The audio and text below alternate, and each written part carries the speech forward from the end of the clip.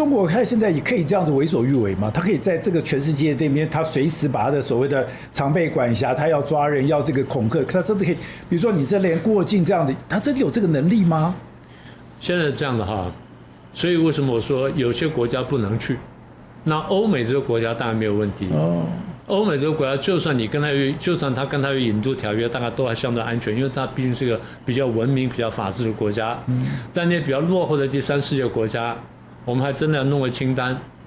应该这样反过来说，就是你要列2份清单，一份是有引渡条约的，一份是没有引渡条约的。你仔细看看哪些地方能去，哪些地方不能去。你不要有的时候你去看足球赛，结果后来看完之后进了秦城监狱，真的啊，或者说你以为说你去吃6买6次，结果最后进了秦城监狱。你不要以为说过那种日子，真的要想清楚。所以欧洲跟美国这些国家呢，他们的法治比较清楚，比较严明。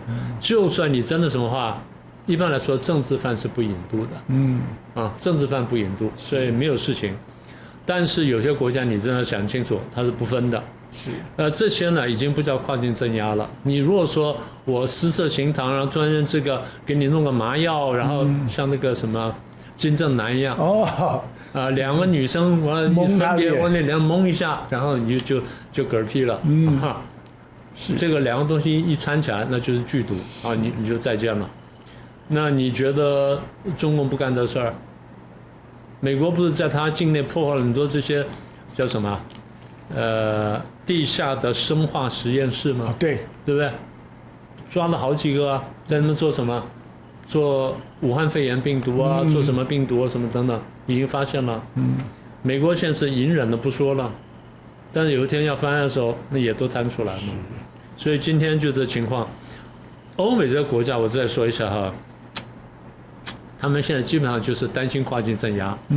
但是我一直提醒他们，我说这个问题呢，不只是跨境镇压，它真的是对台湾的这个心理战也好，总体战的一个部分。而这个总体战最后会到你们那边去。是，也就是这些论述呢，将来会跑到华盛顿，会跑到伦敦，会跑到巴黎，会跑到柏林，你们都会看到，你们都会听到。所以苗老师一再强调说，我们太轻忽中国的一些态度跟决心。对，其实我最惊讶是什么？是最近在台湾的一贯道的教友。不是很多人到了中国去，是居然失踪了。那这个对我来讲是不可思议的事情。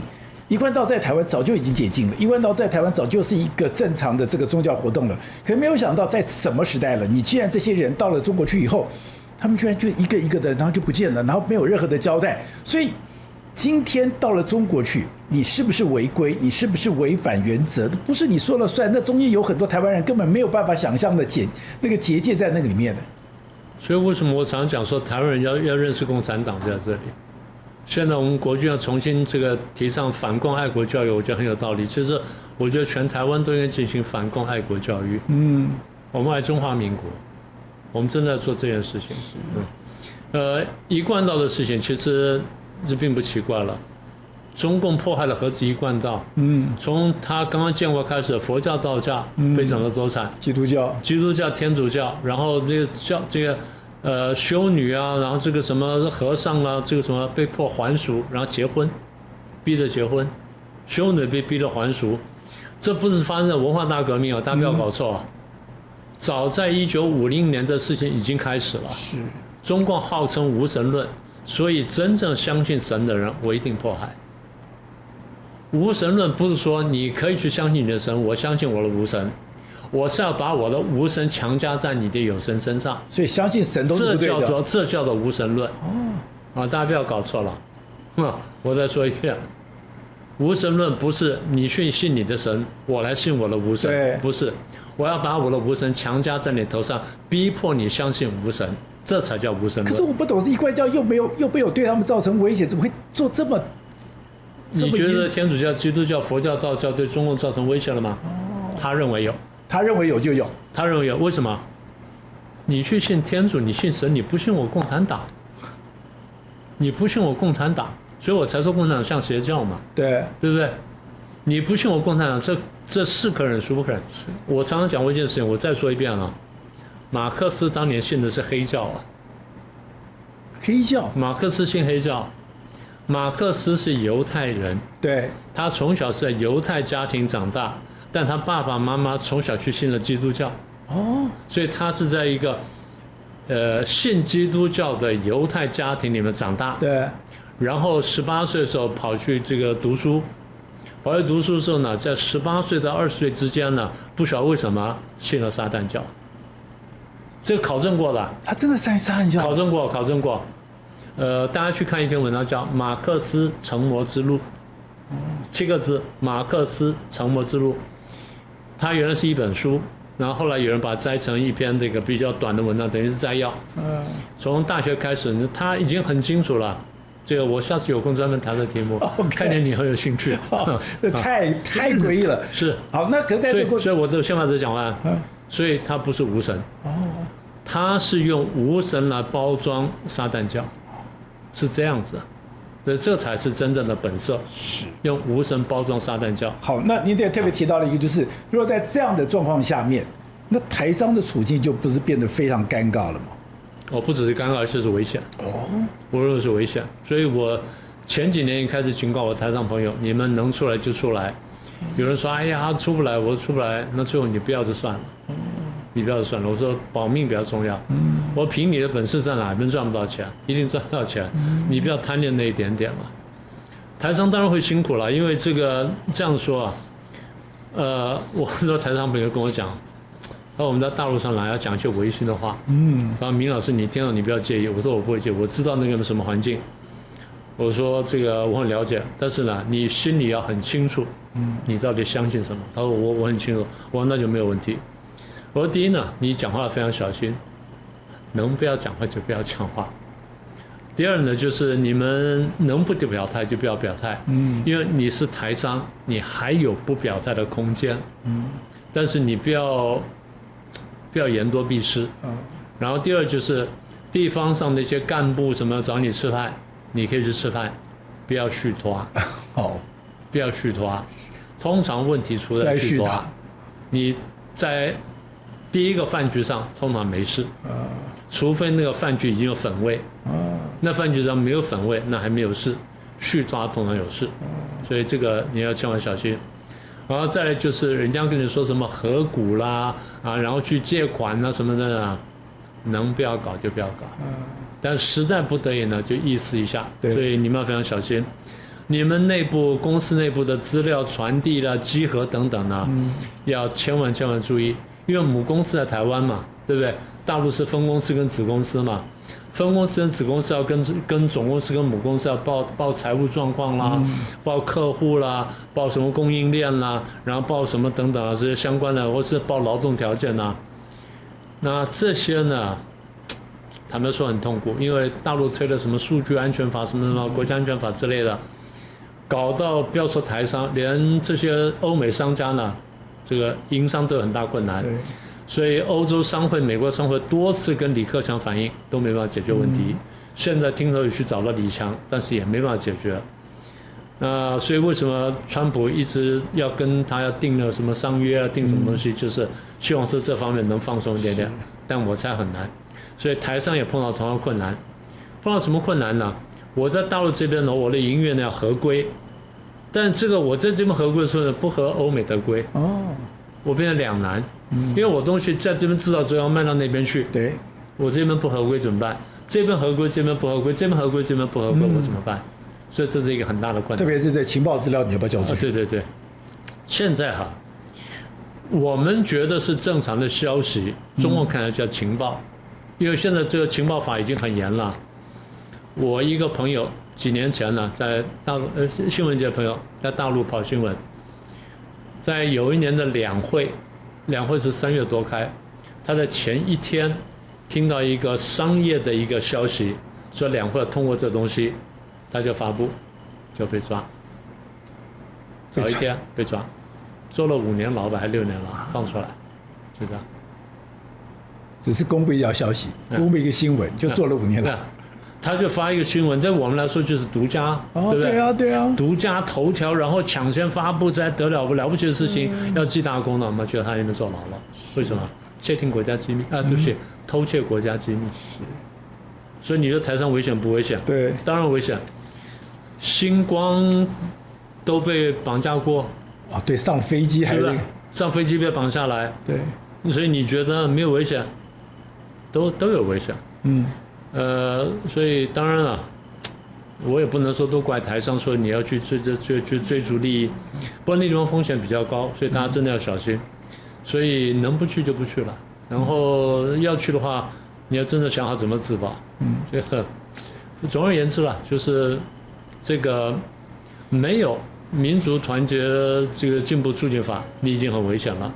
加了这法之后，你的风险我不能说加倍，但加20%-30%跑不掉。好，那所以一定要小心。中国的民族团结进步促进法是在7月1号公布的。是。那在7月1号的时候，习近平也做了一个大的动作。这个什么大动作呢？他居然在105年的党庆上面，又特别的亲口讲说，要坚决打击台独分裂势力。为什么在这个时刻里面，在党的以前他很少在党庆的上面做这样的一个表述？那这个跟您刚刚讲的，他的小棋盘是有关系吗？对。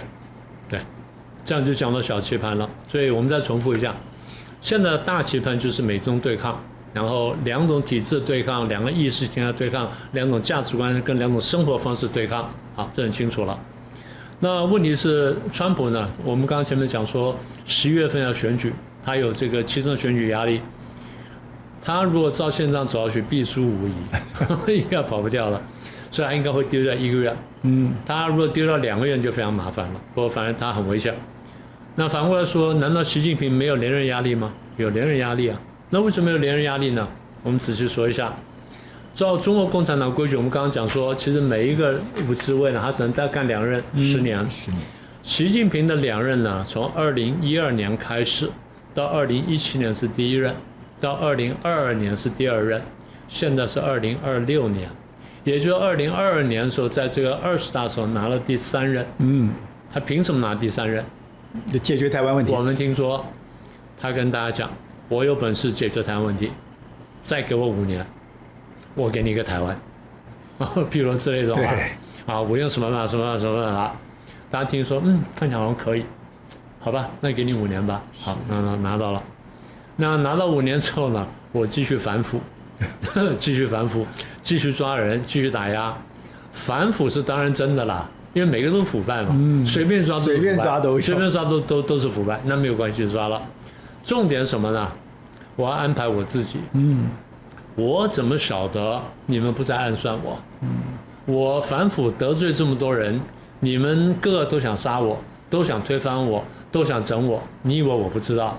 你以为我这么蠢？你以为我只读小学？不是，我是博士，我也这么厉害。所以我要先整你们。毛泽东厉害就是这，我先整你们。而且我出阳谋整，我摆明我是阳谋，怎么样？我就这样整。现在我是这样，我反腐。那整到最后，整到现在，我说搞到什么地步呢？上下交相疑啊！我也怀疑你们，你们也怀疑我。我看每个都像想推翻我一样。每个我觉得我是凯撒，但我觉得你们每个都是凯撒敌人。对，他就到这个地步了。赵子阳说，毛主席在1958年的时候呢，精神就很紧张了，他讲得很含蓄。也就是说不正常了，他就开始怀疑人了。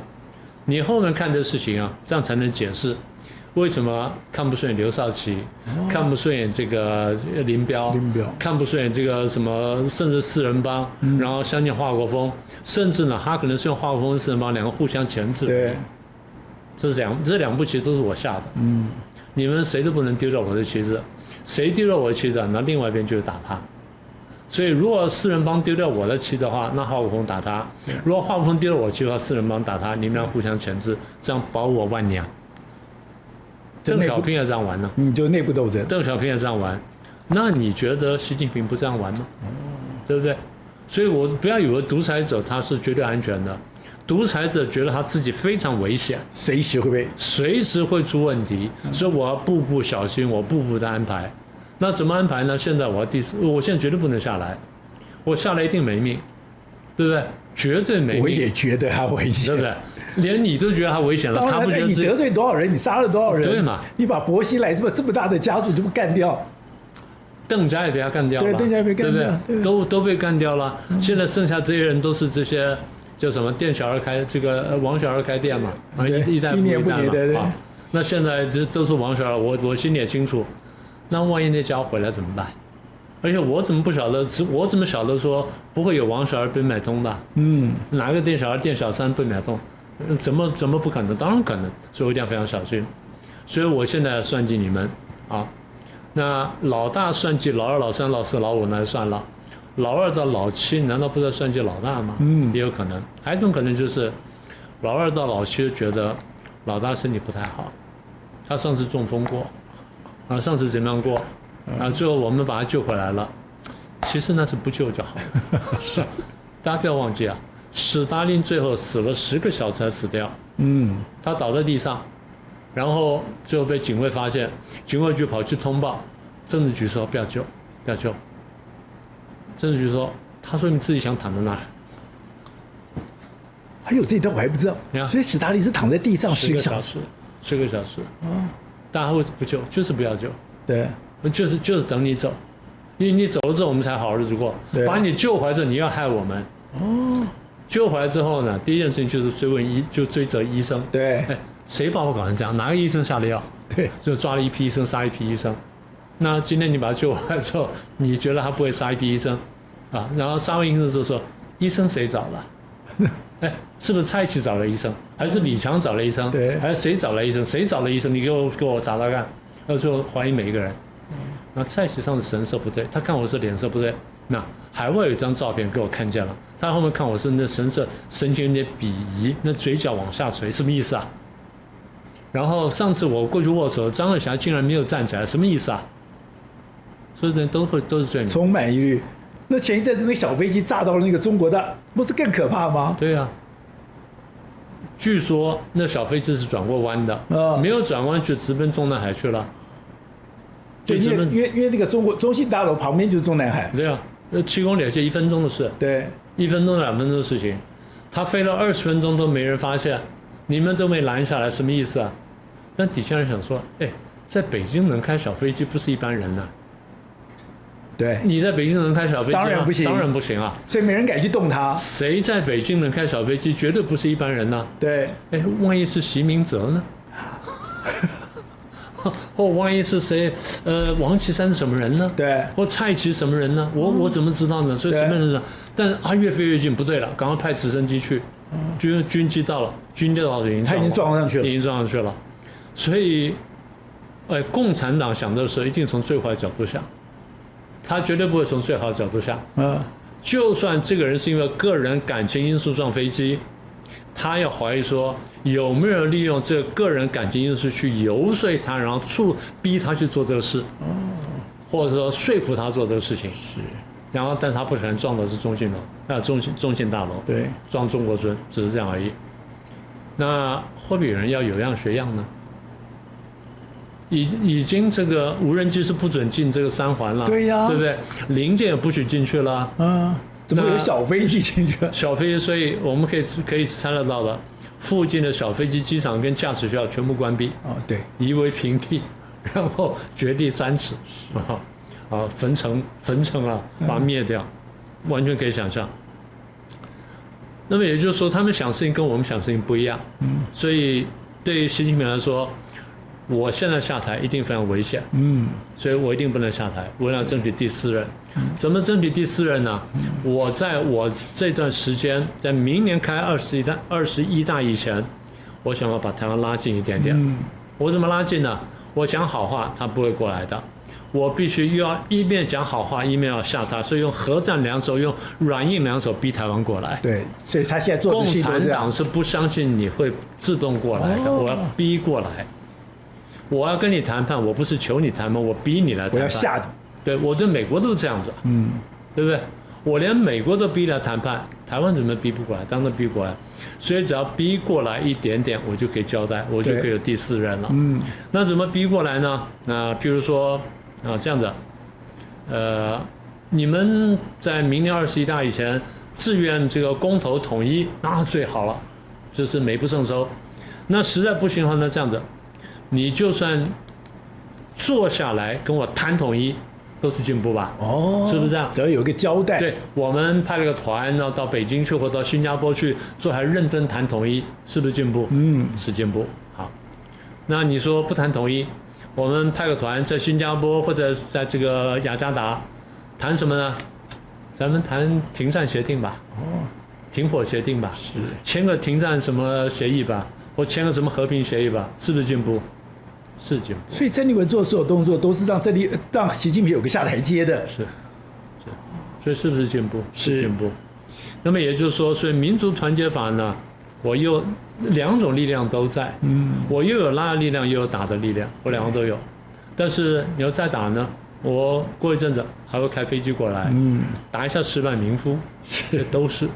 所有动作都是大棋盘里面的一环。是，可他不是也强调说，我现在要和平、要对话、要谈判吗？是和平对话谈判，绝对不会说我不打你，我打你也就是要和平谈判。我没有动兵就叫和平了。是，他讲得非常清楚，谈判桌是另外一种形式的战场，对，非常明确的，在战场上拿不到的，在谈判桌上拿到。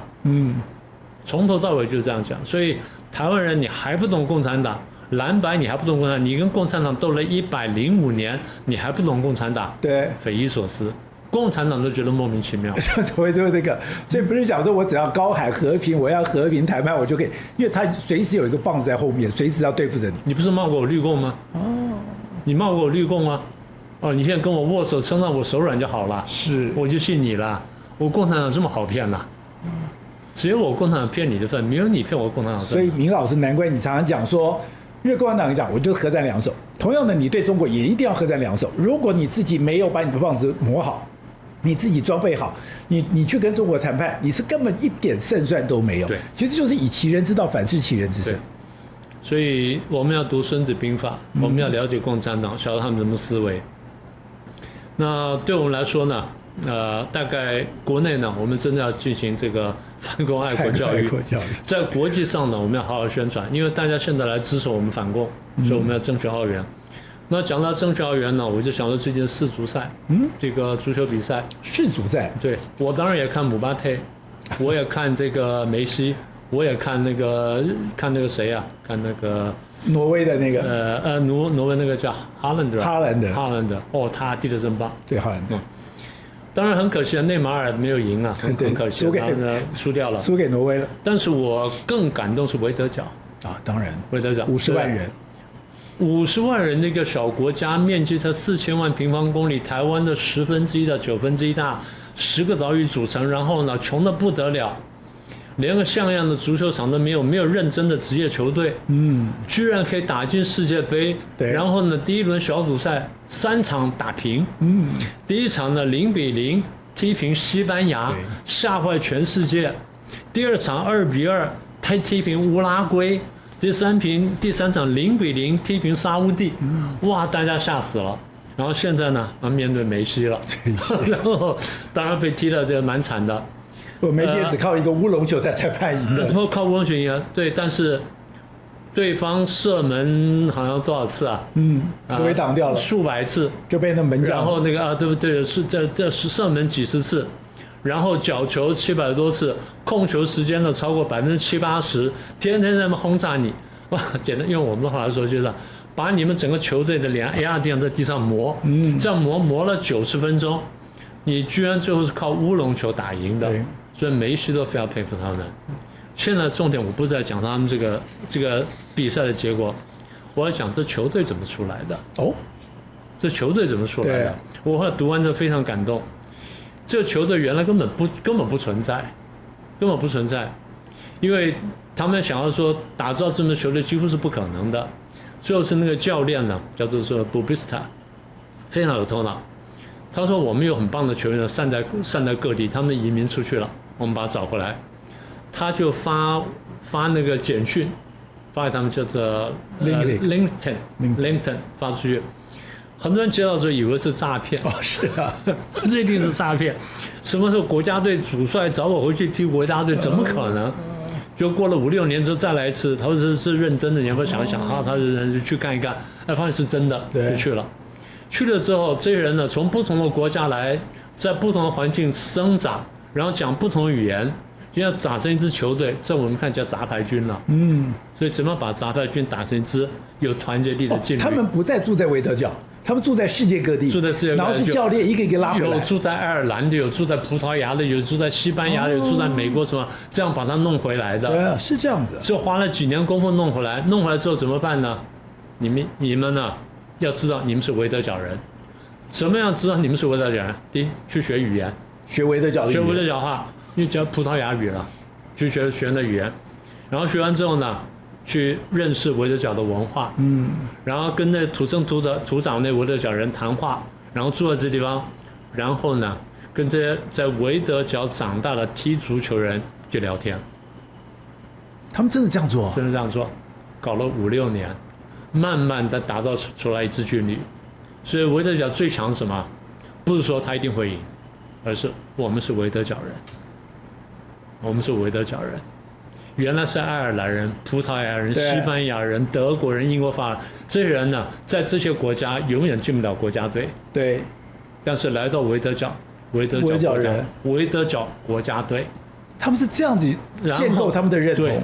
然后呢，在小组赛踢平3场，以不败之姿进到这个32强。对，32强打败，但梅西都尊敬的不得了。是，梅西说前1分钟对我又踢又撞，后1分钟呢变成小迷妹在旁边呢跟我拍照啊什么等等。对，但他感动的不得了。全世界感动不得了。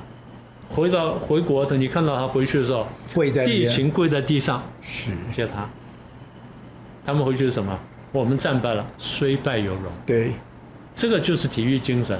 但是体育精神背后什么？国家认同。所以我们认同什么？对，我们在台湾认同什么？你现在讲到重点。对，我觉得贾德曾经写过一本书。他在写说，当时芬兰其实全世界最惨烈的战争是苏联进攻芬兰的那场战争，那是1比20的这个战争。对，然后那时候芬兰就是等于说是打败，也不能打败，他其实是输的，他其实就非常惨烈的打赢过。然后呢，他里面讲到一句话：芬兰人为什么这么团结？芬兰人为什么打不败？然后呢，为什么有这么强的内聚力？你刚刚讲的维德角，我就突然想到，他说芬兰语。他说芬兰语是全世界最特别的语言，也是最难学的语言。那芬兰语，因为这个芬兰语让芬兰人对这个国家有非常非常强烈的认同，而这个认同感是，就算苏联这么大的国家都没有办法这样摧毁。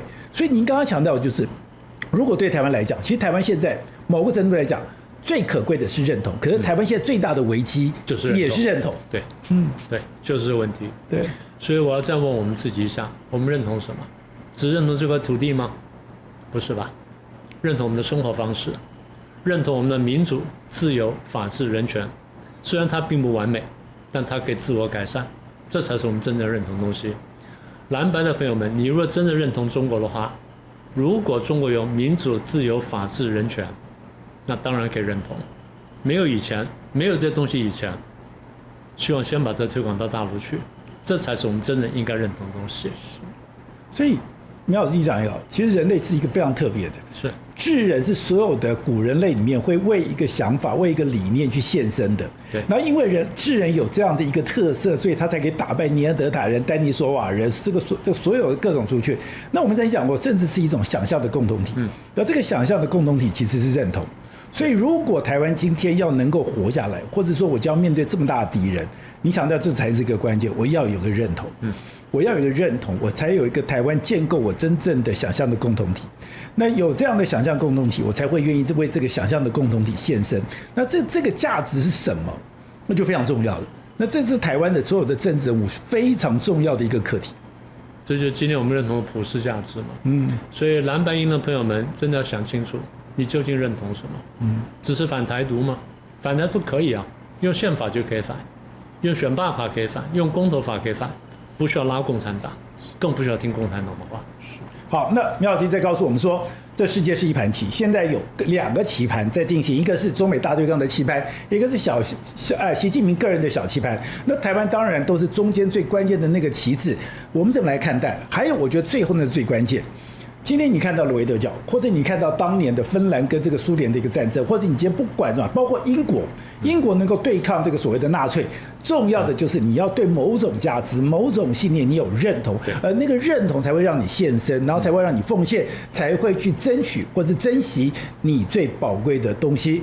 非常谢谢明老师，谢谢谢谢。各位宝洁朋友圈的朋友，大家好。您对我们的支持，还有您对我们的指教，其实我们都会认真的阅读，因为您的每字每句都是我们自己反省，我们要自我检讨，甚至我们未来怎么去调整方向的一个关键的因素。所以我们就刚刚讲到的，就是你现在的这些留言有什么留言，那我们可以怎么样子来的跟观众来进行回答。淑娟说：“支持宝洁及团队，你们是最优秀的。”非常谢谢您的肯定。当时讲说，我们的节目其实还有很多改进的地方，那这种改进也是我们每天都在做的工作。听后X5R他说，政府部门主管机关应该管理一下，坚决不让中共产品进来台湾。我觉得应该这样讲，就是现在大家觉得很难思考的是说，我们知道现在有很多的网购，现在很多的网购居然是有很多的中国的网购是这样直接进来。那你如果说没有任何的管制，现在很多国家都有管制，我也不理解说为什么我们台湾在这方面没有管制。你没有管制，第一个你的品质，第二个你是对台湾的商业、对台湾的产业会不会有伤害，这都是政府应该面对的问题。Rookwood 0222他说：“天佑台湾，感谢宝洁，一起保护台湾，台湾人加油。”当我们希望说，在台湾这块土地里面，我们真的好好的守护，好好的来保护这个国家。Karen 说：“感谢宝洁哥制作这么好的节目。”其实能够做这样的节目，其实是我觉得那是一种福分，那是一种福报，我们会非常珍惜。喂，20110他说他看了郑习会那一集，他说只有我觉得郑丽文尖嘴猴腮、面露凶相吗？对于郑丽文是不是尖嘴猴腮，我们不予置评。立刻他看了川普无视习近平警告的那一集，他说中国与和平水火不容，要改成这样子比较通顺。也就是说，中国跟和平水火不容。其实今天要追求和平的其实是台湾，我们从来没有挑衅过对方。好，刚刚讲到的，我们非常认真的来做我们的一个工作。其实我们刚刚讲到，我从以前我其实没有任何政党，那我也不去标榜这个东西，我只告诉你说，我们现在在这块土地里面，我在民进党跑那么久的时候，我学会一句话：相信台湾，相信人民，相信台湾，相信人民，这是我做这个节目里面最中心的思想。